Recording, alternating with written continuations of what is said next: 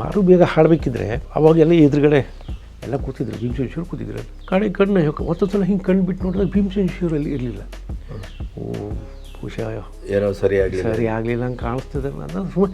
ಆಮೇಲೆ ಈ ಬಲಬದಿ ಈ ತಬಲಾದವ್ರು ಕೂತ್ಕೊಡ್ತಾರಲ್ಲ ಅಂತ ಕೈ ಮಾಡ್ಬೇಕಾದ್ರೆ ಹಿಂಗೆ ತಿರುಗಿದೆ ತಬಲ. ಆ ಕಡೆಗೆ ಸ್ಟೇಜಿನ ಕೆಳಗಡೆ ಇವರು ಬ್ಯಾಲೆನ್ಸಿಂಗ್ ಮಾಡ್ತಾ ಕೂತಿದ್ದಾರೆ. ಈ ಪರಮೇಶ್ವರ ಹೆಗಡೆಯಿಂದ ಸಂಗೀತ ಮೈನಸ್ ಮಾಡಿಬಿಟ್ರೆ ನಾನು ಎಲ್ಲಿ ಇಲ್ಲ, ನನಗೆ ಅಸ್ತಿತ್ವ. ಕೃಷಿಗೆ ಆತ ಗಮನ ಕೊಟ್ಟಷ್ಟು, ಲಕ್ಷ್ಯ ಕೊಟ್ಟಷ್ಟು ಅಲ್ವ ಮಕ್ಕಳ ಬಗ್ಗೆ ಕೊಟ್ಟಿದ್ದು ಚೆನ್ನಾಗಿರ್ತದೆ. ಇಲ್ಲಿ ಮನೆ ಕಟ್ಟಲಿಕ್ಕೆ ನನ್ನ ಅಪ್ಪ ಹೇಳೋದೇ ಕಾರಣ. ಒಂದ್ಸಲ ನನ್ನ ಕರ್ಕೊಂಡ್ಕೊಂಡು ಈ ಕಡೆಯಿಂದ ಬಂದು ಇಲ್ಲಿ ಇಲ್ಲೆಲ್ಲ ಮುಳ್ಳು ಇಲ್ಲಿ ನಿಲ್ಸ್ಕೊಂಡು ಮನೆ ಕಟ್ಟು ಇದ್ರೆ ನೋಡು, ಇಲ್ಲಿ ಕಟ್ಟಬೇಕು ಎತ್ತರ ಜಾಗ, ಮತ್ತು ಇಲ್ಲಿ ಕಟ್ಟಿದ್ರೆ ಇಡೀ ಕಂಪೌಂಡು ಕಾಣಿಸ್ತದೆ. ಸಂಗೀತದಲ್ಲಿ ಕೊನೆಗೂ ಈ 70ರ ಸನಿಹದಲ್ಲಿ ಏನನ್ನು ಕಂಡುಕೊಂಡ್ರಿ?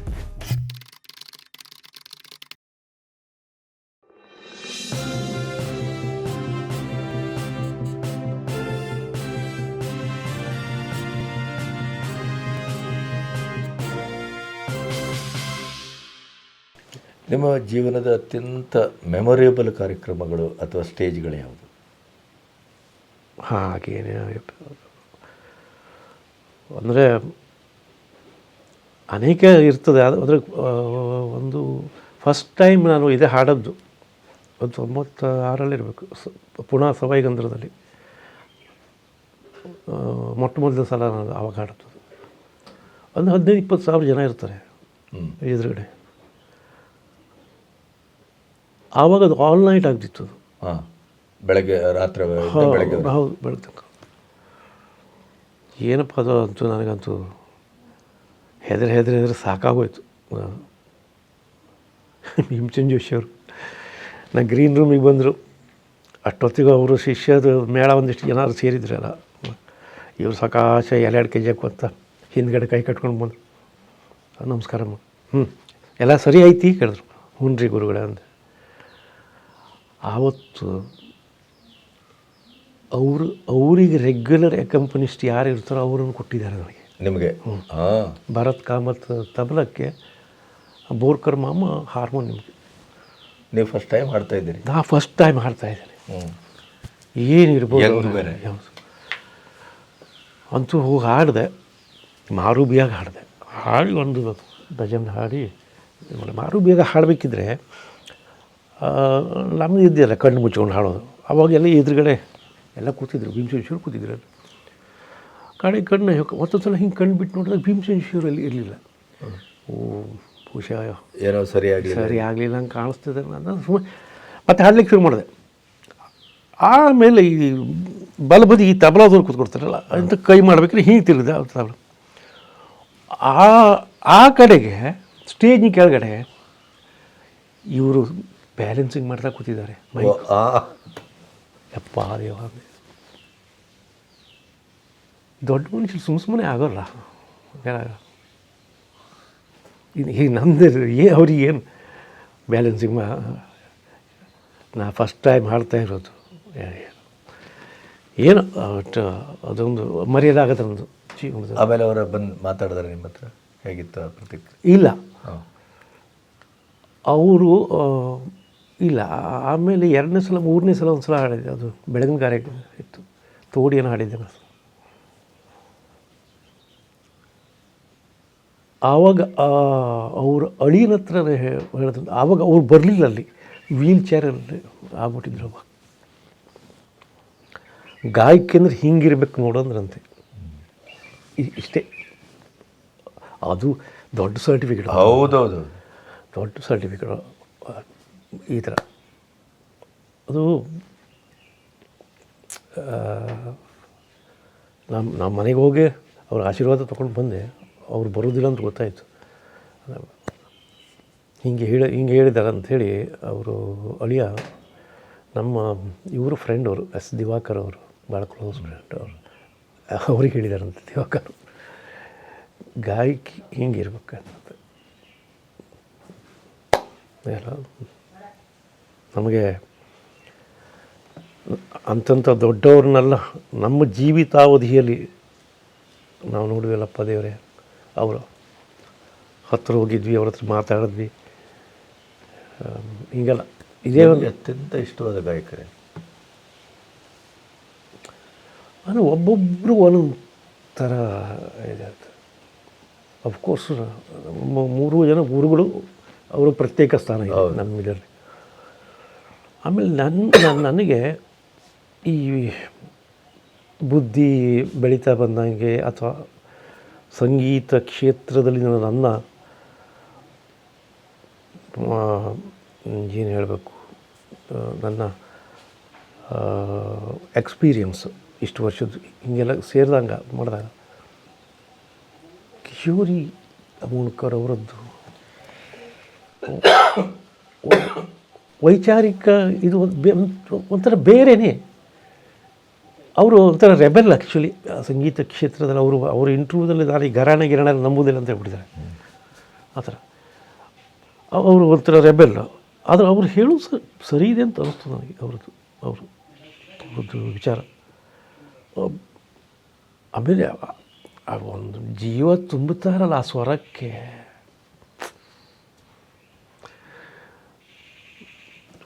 ಒಂದು 10 ಜನ ಲೇಡೀಸ್ ಒಂದು ರಾಗ ಕೇಳಿ, ಭಾಗ್ಯಶ್ರೀ 10 ಜನರದ್ದು ಭಾಗ್ಯಶ್ರೀ ಕೇಳಿದ್ಮೇಲೆ 11 ದೇವರದ್ದು ಕಿಶೋರಿ ತಾಯಿದು ಕೇಳಿದರೆ ಆ ಮೊದಲು 10 ಜನರದ್ದು ಹೋಗೇ ಬಿಡ್ತದೆ. ಅದು ಇತ್ತೀಚಿನ ವರ್ಷಗಳಲ್ಲಿ ನನಗೆ ಅದು ಅವರು ಇಂಟ್ರ್ವ್ಯೂ ಕೆಲವು ನೋಡಿದೆ. ಘರಾಣೆ ಬಗ್ಗೆ ಸರಿ ಹೇಳಿದ್ದಾರೆ ಅವರು. ಅದ್ರ ಬಗ್ಗೆ ಏನು ಮತ್ತು ಪ್ರಶ್ನೆ ಇಲ್ಲ, ಬರೋಬ್ಬರಿದೆ ಅವ್ರದ್ದು.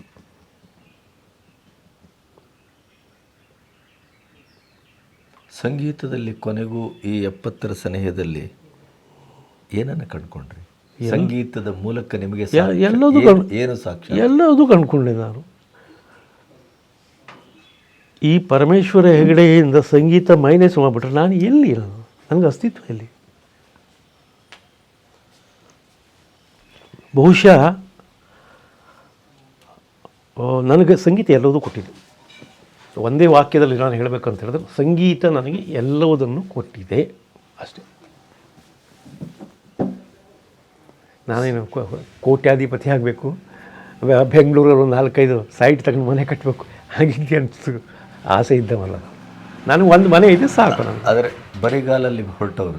ಹೌದು ನೀವು ಹೇಳಿದಂಗೆ ಬರಿಗಾಲ ಹೊಂಟವ, ಹಸಿವಿನಲ್ಲಿ ಹೊರಟವರು, ನೋವಿನಲ್ಲಿ ಹೊರಟವರು, ಯಾವುದೋ ಒಂದು ಒಳಗಿನ ಹಸಿವಿನಕ್ಕಿಂತ ನೋವು, ಯಾವುದೋ ಒಂದು ಆಕ್ರೋಶದಲ್ಲಿ ಹೊರಟವರು. ಹೌದು. ನಿಮ್ಮ ಹೊರಡುವಿಕೆಯ ಮುಂದೆ ಒಂದು ಪ್ರತಿಮೆ ಇತ್ತು.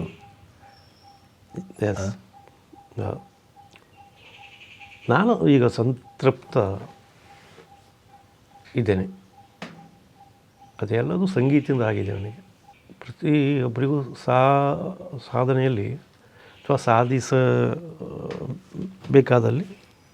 ಕೆಲವು ಲಿಮಿಟೇಷನ್ಸ್ ಇದ್ದೇ ಇರ್ತದೆ. ಅದ್ರ ಇದು ಮಾಡಲಿಕ್ಕೆ ಆಗಲ್ಲ.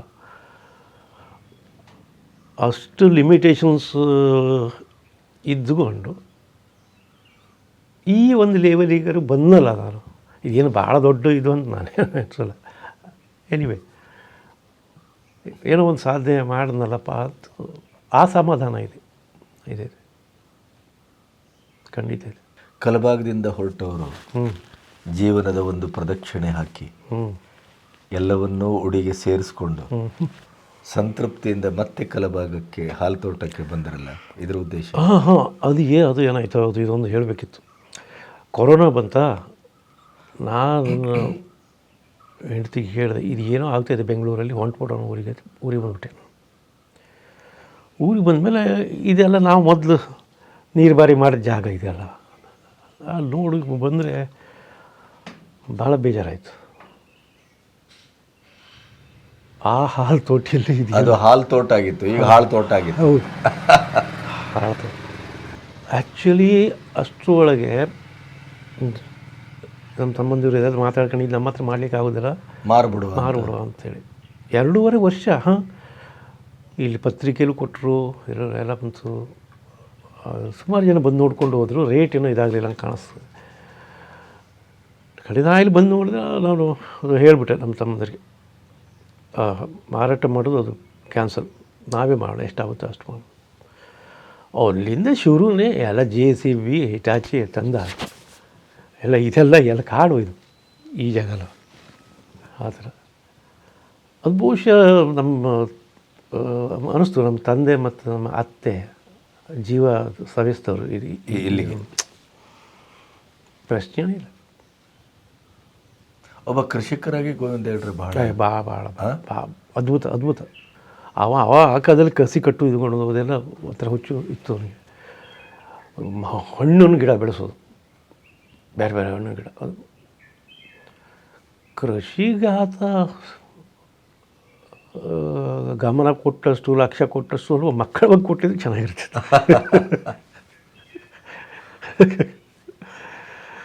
ಅದ್ಭುತ ಕೃಷಿಗಾತ, ಪ್ರಶ್ನೆನೇ ಇಲ್ಲ. ಇದು ಮೊದಲೇ ಇದು ಒಂದು ಕಡೆ ಕಬ್ಬಿನ ಗದ್ದೆ, ಇನ್ನೊಂದು ಕಡೆಗೆ ಭತ್ತ ಬೆಳೆ ಗದ್ದೆ ಆಗಿತ್ತು.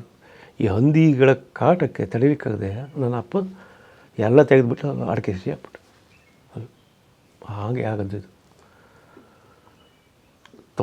ತೋಟ ಅದ್ಭುತವಾಗಿ ಇಟ್ಕೊಂಡಿದ್ದ. ಅಲ್ಲಿ ಮನೆ ಹತ್ರನೂ ಅಷ್ಟೇ, ಇಲ್ಲೂ ಅಷ್ಟೇ ಅದ್ಭುತ. ಹೌದು, ನನ್ನ ಅತ್ತೆ ಅಂತೂ ಯಾವಾಗಲೂ ನೋಡಿದ್ರು ತೋಟದಲ್ಲಿ ಇರುವಳು ಆ ಥರ. ಅವು ನಂಬರ್ 1 ಇದು ಮಾರ್ಕ್ಸ್ ಅಲ್ಲಿ ಸಿಗ್ತದೆ. ಇಲ್ಲಿ ಕಳ್ಕೊಂಡು ನನ್ನ ಇಲ್ಲಿ ಸಿಗುತ್ತೆ. ಪರೋಪಕಾರಿ ಅದೊಂದು, ಹೌದು, ಪ್ರಶ್ನೆನೇ ಇಲ್ಲ. ಇಲ್ಲದೇ ತೊಳಸಣಿ ಮರಾಠಗಳನ್ನು ಬೆಳೆಸಿದ್ದು ಯಾವಾಗಲೂ ಇರ್ತಿದ್ರು ನಮ್ಮಲ್ಲಿ ಅವ್ರ ಕೆಲಸ ಮಾಡ್ತಾರೆ. ಅವರ ರಂಗಭೂಮಿ ಮತ್ತು ಯಕ್ಷಗಾನದ ಒಡನಾಟ, ಒಬ್ಬ ನಿರ್ದೇಶಕನಾಗಿ, ನಟನಾಗಿ, ಹರಿಶ್ಚಂದ್ರ, ಇವೆಲ್ಲ ಏನಾದರೂ ನೆನಪಿದೆ? ಎನಿವೆ ಆವಾಗ ಇಲ್ಲಿ ನನ್ನ ಅಪ್ಪ ಭಾಳ ಫೇಮಸ್. ಅವನು ಡೈರೆಕ್ಷನ್ ಒಂದಿದು ಹರಿಶ್ಚಂದ್ರ ನಾಟಕನೂ ಒಬ್ಬ ಮತ್ತು ಬಬ್ರುವಾಹನ ಇನ್ನೊಂದೇನೋ ಒಂದಿತ್ತು. ಇಲ್ಲಿ ಎಲ್ಲಿ ನಾಟಕ ಆದರೂ ಅವನದೇ ಡೈರೆಕ್ಷನ್ ಇರ್ತಿತ್ತು. ಅವ್ರ ಹತ್ರ ಪೆಟ್ಟಿಂದವ್ರು ತುಂಬ ಜನ ಇದ್ದಾರೆ. ತುಂಬ ತಲೆಮಾರು ಹೋಗಿದೆ. ಅಯ್ಯೋ, ಹೌದಾನಿ ಇವರೇ ಅಜ್ಜಿಯ ಸಾಧನೆ ಹೇಳಿದ್ರು. ಎಂತ ನಾಟಕ ಮಾಡಬೇಕಿದ್ರು ತಪ್ಪಾಯ್ತು ಕೊಟ್ರಂತಂದು ಯಪ್ಪ ದೇವ ಇನ್ನೂ ನೆನಪಿದೆ ಅಂತ. ಅಲ್ಲಿ ಸಾತ್ವಿಕ ಸಿಟ್ಟು ಒಂದು, ದ್ವೇಷದ್ದಲ್ಲ, ಆ ಕ್ಷಣಕ್ಕೆ ಮಾತ್ರ ಅಷ್ಟೇ ಅಷ್ಟೇ. ಕಡೆ ಆಗಲ ಮೇಲೆ ಕೈಯಾಗ ನಡೆದ್ಬಿಡ್ದು.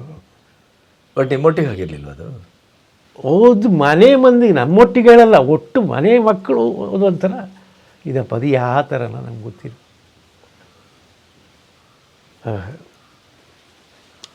ಅದು ಇಷ್ಟ ಆಗ್ತಿತ್ತು ನನಗೆ. ಮತ್ತು ಸಮಾಜದ ಎಲ್ಲ ವರ್ಗದವರು ಸೇರಿಸ್ಕೊಂಡು ನಾಟಕ ಮಾಡ್ತಿದ್ದ. ಇದೆಲ್ಲ ಅವಾಗೆಲ್ಲ ಜಾತಿಗೆ ಕಾಲ. ಇದು ಒಳ್ಳೆಯ ಅಂಶ ಹೇಳಲಿಕ್ಕೆ ಬೇಕು. ಇದು ನನಗೆ ಬಹಳ ಇಷ್ಟ ಆಗ್ತಿತ್ತು. ಎಲ್ಲರೂ ಸೇರಿಕೊಳ್ಳೋದಿದ್ದು ಅದು ಭಾಳ ಖುಷಿ ಆಗ್ತಿತ್ತು ನನಗೆ. ಅದು ಕೃಷಿ ಬಗ್ಗೆ ಹೇಳ್ತಾ ಇದ್ರಿ, ಹಾಲು ತೋಟ. ಇಲ್ಲಿ ಬಂದು ಏನು